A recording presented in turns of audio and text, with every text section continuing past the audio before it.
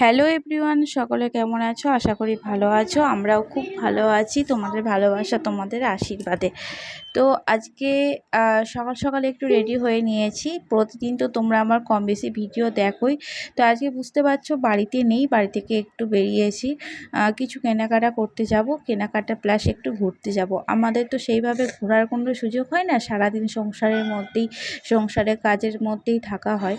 তো একটু দূরে যদি কোথাও কেনাকাটা করতে যাওয়া হয় তো ঘোরাটাও হয়ে যায়, সেই হিসেবে একটু দূরে যাচ্ছি। তো বলতে বলতে উঠে পড়েছি টোটোতে। সাথে যাচ্ছে মেয়ে, দেখো ওখানে মেয়ে বসে আছে। আর আজকে ছিল প্রচণ্ড রোদ, গরম, যেমন মানে কোনো হাওয়া ছিল না। আর দেখো দেখতে দেখতে আমরা রাস্তার অনেকটা অংশই চলে এসেছি। তো এটা হচ্ছে সেই জল ট্যাঙ্কি যেটা কিছুদিন আগেও আনকমপ্লিট হয়েছিল, আর আজকে আমি দেখলাম ফার্স্ট টাইম এটা কমপ্লিট হয়ে গেছে।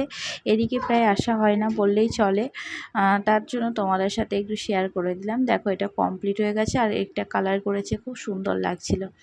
তো আমি টোটোতে উঠে পড়েছি। আমরা যাব এখন বাগনাপাড়া স্টেশন। কারণ একটু বলে নিই তোমাদের যে কানলা বাগনাপাড়া কিন্তু দু জায়গাতেই আমরা যেতে পারি। তো কানলাটা আমরা সবসময় একটু অ্যাভয়েড করে চলি, কারণ কানলাতে প্রচুর ভিড় হয়, কিন্তু বাগনাপাড়া সেই তুলনায় ভিড়টা অনেক কম হয়। তো কাছেই হয় বাগনাপাড়াটা আমাদের কাছ থেকে, এবার কানলাটাও কাছে হয়। এমন একটা বাড়ির পজিশনে আমরা থাকি। তো আমাদের ট্রেনের টাইম ছিল 12টা, আর এখন ঘড়িতে বাজে পুরো 11:54। 12টার সময় পুরো ট্রেনটা আসবে, 12টায় আমরা দেখছিলাম ফোনে। তো 12টার সময় ট্রেনটা আসবে, রাত্রিগ্রাম থেকে ছেড়ে দিয়েছে, খবরও হয়ে গেছে। আমরা অপেক্ষা করছি ট্রেনটা কখন আসবে আর ট্রেনে উঠবো। আর আমরা 2 নম্বর প্ল্যাটফর্মে আছি, তোমরা বুঝতে পারছো তো কোথায় যাচ্ছি, হাওড়ার দিকে যাচ্ছি আমরা। তার জন্য আমরা 2 নম্বর প্ল্যাটফর্মে আছি, আর আমি সাথে সাথে ছাতা, জলের বোতল, যা যা থাকার সেটা নিয়ে নিয়েছি। বলতে বলতে ট্রেনে আমাদের ঢুকে পড়েছে, আর আমরাও ট্রেনে উঠে পড়েছি।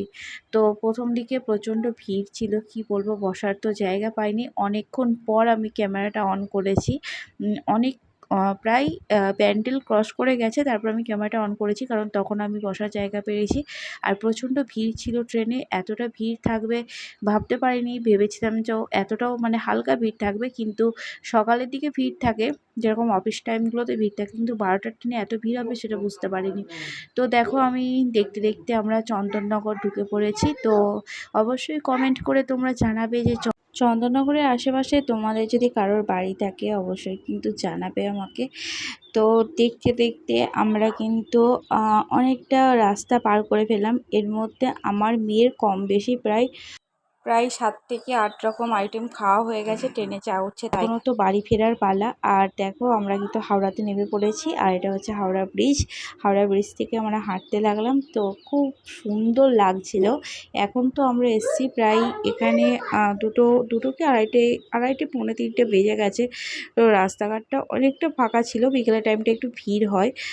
যাই হোক, আমার তো বেশ ভালোই লাগছিল, আর সাথে ছিল গঙ্গার শীতল হাওয়া, এত সুন্দর হাওয়া দিচ্ছিল।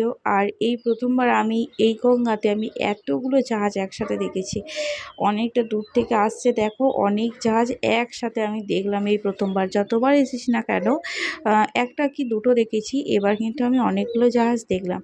একটাই দুঃখের বিষয়, এখানে এসে আমি খুব এনজয় করেছি, অনেক কিছু কেনাকাটা করেছি, তোমাদের সঙ্গে সেইভাবে কিছু আমি শেয়ার করতে পারিনি। এটাই হচ্ছে একটা খারাপ লাগার জায়গা। কারণ কি বলতো, মেয়েকে সামলাবো নাকি যেটা দরকার পছন্দ হচ্ছে সেটা কিনবো, নাকি ক্যামেরাটা ধরবো, মানে সব কিছু ভার মানে একটা মানুষের ওপর থাকলে সেটা যা হয়। কিন্তু আমার মানে এটা একটা খারাপ পয়েন্ট থেকে গেল যে এত দূর এলাম, এত দূর বলতে আমার কাছে এটা অনেকটাই দূর, কারণ আমি সেইভাবে বাড়ি থেকে বেরোই না। আর একটু বেরিয়েছি, তখন ভাবলাম তোমাদের সঙ্গে যাই হোক সেটাই শেয়ার করব। তো সেইভাবে কিছু শেয়ার করা হয়নি। দেখো অনেকটা জার্নি করার পরে আমাদের কিন্তু একটু খিদে লেগে গিয়েছিলো। তো একটা দোকান থেকে এখানে কিছু কেনাকাটা করে নেব, কিন্তু কি কিনবো সেটাই ভাবছিলাম। দেখো তোমাদের এখানটা দেখে নিলাম, এই এরিয়াটা যদি কেউ এসে থাকো তো একবার বলে দেবে কমেন্টে, আমি চিনি না। যাই হোক, এখান থেকে আমরা একটা স্প্রাইট নিয়ে নিলাম। তো ঠান্ডার মধ্যে মানে গরমের মধ্যে একটু ঠান্ডা ঠান্ডা খেলে কিন্তু খুব ভালো লাগবে। তো একটা স্প্রাইট নিয়ে নিলাম, আর তার সাথে একটা বিস্কিট নেব। তো বিস্কিট নিয়ে নিয়েছি একটা, আর মেয়ের জন্য বিস্কিটটা ছিল। তো তার সাথে আমি একটা বিস্কিট খাচ্ছিলাম। বললো যে অনেকটা এখনও সময় বাকি আছে, তো একটা বিস্কিট খেয়ে নাও। তো বিস্কিটটা খেয়ে নিলাম, একটা বিস্কিট আর একটু স্প্রাইট। তো কি বলবো বলো, রোদে গরমে কষ্টও হচ্ছে, তো কিছু করার নেই। রাস্তায় বেরিয়েছি তখন মানে কিছু তো এখন আর উপায় নেই।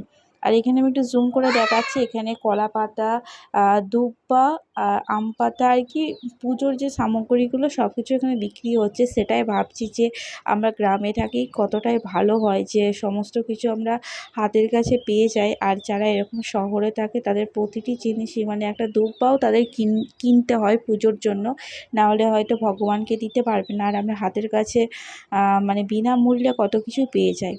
আর দেখো, এটা হচ্ছে বাড়ি আসার সময় শেষ যাত্রা আর কি। বাড়ি চলে আসছি। তখন 6টার ট্রেনে আমরা হাওড়া থেকে উঠেছি।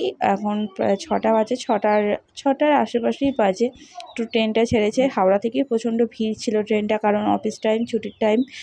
তো বসার জায়গা পেয়েছি। যাই হোক, মেয়ে একদিকে বসেছে আর আমি একদিকে বসেছি। তোমাদের সঙ্গে তেমন কিছু শেয়ার করতে পারলাম না। যদি ভিডিওটা ভালো লাগে অবশ্যই লাইক কমেন্ট করে পাশে থাকবে।